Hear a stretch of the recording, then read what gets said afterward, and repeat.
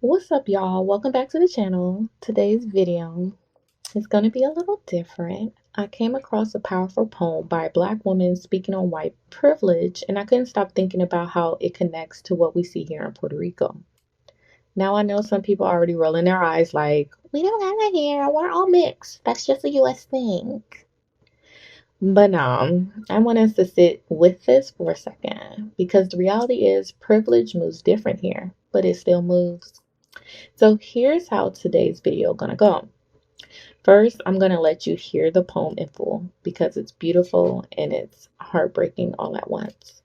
Then I'm gonna break down some of the most common defenses people in Puerto Rico use to deny that white privilege even exists. You've probably actually heard them like, we're all mixed, it's class not race, we don't see color, and so on. But after today, you won't be able to unsee it. Stick around to the end because I'm breaking it all the way down. Hi, my name is Jade, and welcome to Get Into the Black, where we explore life, business, and culture our way, from Puerto Rico to the world. And quick side note, I'm also an Airbnb host here in Puerto Rico. So if you're planning a trip, I'd love to host you. You can find the booking link right in the description box. So before we get into this video, go ahead and hit that like button like it owes you money. Drop a comment so I know you're awake. And subscribe. Could why be a hater watching for free? Support the cause. We're on the road to 5K subscribers, and we're trying to hit that by the end of the year. So join the fam and help us get there. Now, let's get into this video. What is white privilege? It is the only 5 decades of legal acknowledgement expected to correct 400 years of white transgression. It is crack versus cocaine. Blacks receiving almost 20% longer sentences for the same exact offenses. Like, for instance, a black man without a record is less likely to get a job than a white felon, or maybe it's because we're lazy and we don't work hard enough. Like, what the fuck? 400 years in the same field literally is an incredible resume builder. It is Katrina answering the government's prayers of eugenics, Dick Cheney going fishing the next day, Condoleezza on a shopping spree, Bush in San Diego, but Kanye is the one you call crazy because, like, it only took the USA 2 days to get aid to Asia, but 5 for FEMA to get to Canal Street and Esplanade. It is the one black kid who beat the shit out of the odds, but only thanks to Sandra Bullock, Michelle Pfeiffer, and the White Shadow, so now we all can make it. It is the only time thousands of white people are cheering for the black kid to win. It is in the stadium. It is you looking at me crazy if I told you to go back to Europe, even though we didn't have a say. It is you all of a sudden having a problem with immigration, like this isn't even your nation. How the hell do you discover some shit that wasn't even missing to begin with? You Columbus our traditions. Had white girls twerking in high definition with multicolored hair and purple nails, but it was ghetto when we did it. Oh, I make you uncomfortable. Try a cramped slave ship. But wait, slavery is over now. It's just called the prison system because, like, you're not racist because you don't use the N-word, but y'all use niggas every day. What is white privilege? It is the acceptance of bombs over Baghdad, but not over Boston. It is European history being taught as a major and African as an elective. It is learning about my people only 28 days, like I'm not black every fucking second as every white boy. With the fuck my brains out, not because I'm pretty, but because I'm pretty for a black girl. It is people thinking that Africa is one nation. It is the waving of the Confederate flag like you didn't lose the battle and then telling us to get over slavery. It is people saying that black people destroyed neighborhoods but forgetting that white people have destroyed continents. It is every time I bring up my plight, some white man has to tell me that I'm crazy but is kind enough to praise my English or say that we're all given the same opportunities, even though he has a family history of wealth and I don't even know my family history at all. Is the justification of police brutality. Like, what did that person do? I'm sure it doesn't hurt as much when the victim doesn't look like you. It is people thinking that affirmative action is an unfair advantage instead of keeping the qualified from being unfairly disadvantaged or throwing out a qualified applicant because their name sounded too African American. Is Newports imported into black communities but black boys exported for weed as big plastic asses that are called fat when we naturally have them. It is an Australian woman whose new classic of rap music is everyone who hears this poem dismisses all this truth I just spit as reverse racism. That is white privilege. Thank you. Powerful, right? When I heard those words, I felt it in my chest. and I started thinking about how white privilege shows up in Puerto Rico and how many times have I heard some say or some version of, we don't deal with that here. So let's talk about it. I want to break down these defenses and common things said to ignore anti-Blackness because they might sound innocent, but they really just help sweep things under a rug. The first one here is we're all mixed, so there's no racism. This one is probably the number one defense. People lean into heavy that idea that everyone here is a mixed Spanish, Taino, and African. So racism can exist. But let's keep it real. If they're all mixed, or if everyone's all mixed, then why do lighter skinned Puerto Ricans dominate politics, media, the beauty industry, and even tourism ads you see at the airport? Why are darker skinned Puerto Ricans more likely to be stereotyped as dangerous, poor, or uneducated?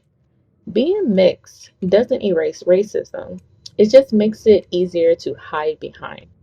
Privilege still tilts toward whiteness. Lighter skin still equals more opportunities, more acceptance, more visibility. That's white privilege at work, no matter how you dress it up. Defense number two.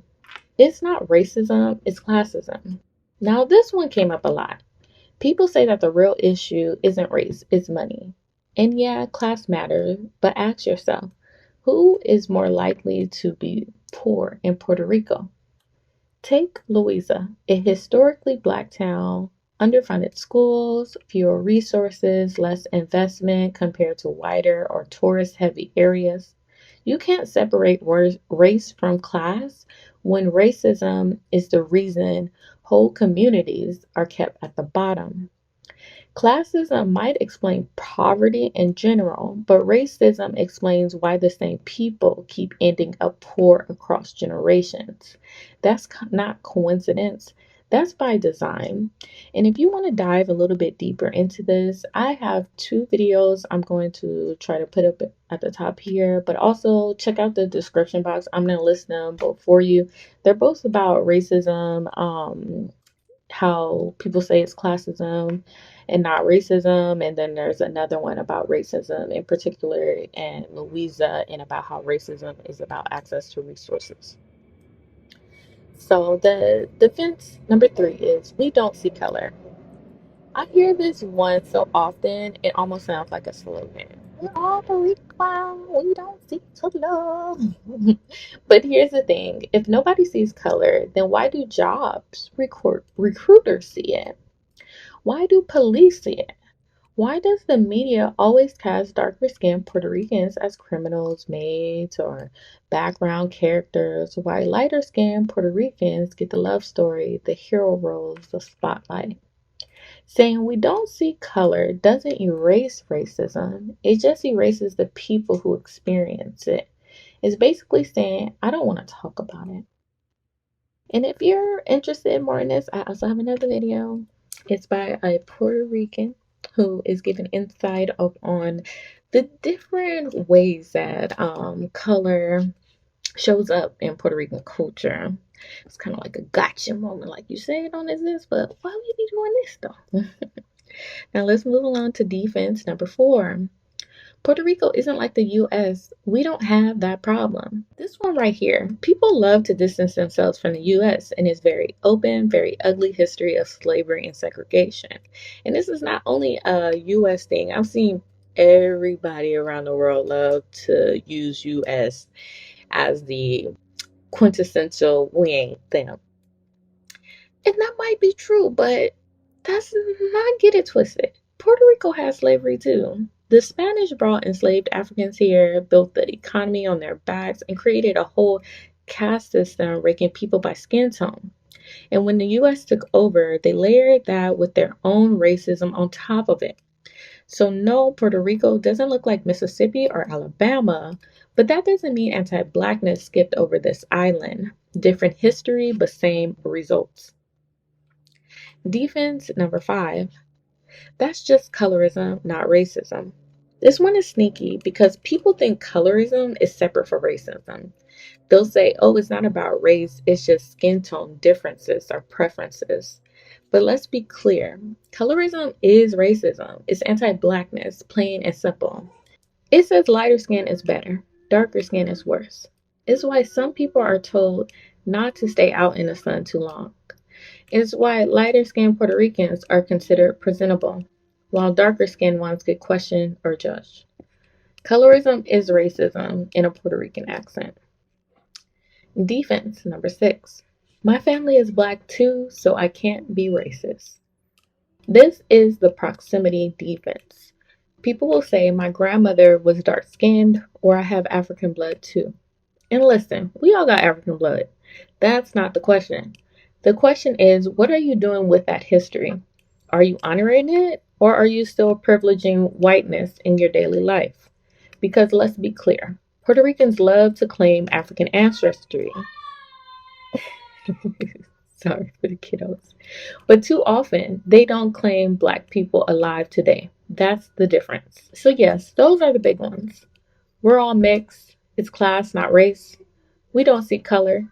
Puerto Rico's different. It's just colorism. My family's black too. Each one might seem harmless, but together they form a wall that protects white privilege and hides anti-blackness in plain sight. And here's the thing. I'm not just saying this to tear Puerto Rico down. I'm saying it because I love this place. I love black people here, and I know we deserve better. But we can't fix what we refuse to name. White privilege exists here. It looks different, it sounds different, but it moves the same way it moves everywhere else, quietly keeping doors open for some and locked for others. Sorry, you guys. The kids are telling me it is time to go, so let's wrap this up.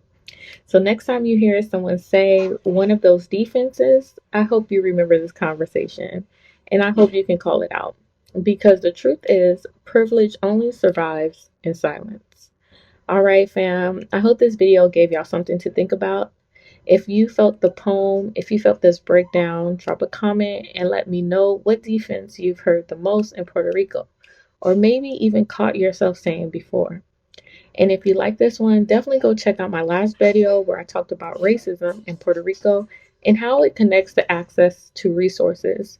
If you like this video, you'll definitely like that one. Don't forget to like, share, and subscribe so we can keep building on this conversation. Until next time, stay beautiful, stay blessed, and stay black. This is Jade, and you're watching Get Into the Black. Bye-bye.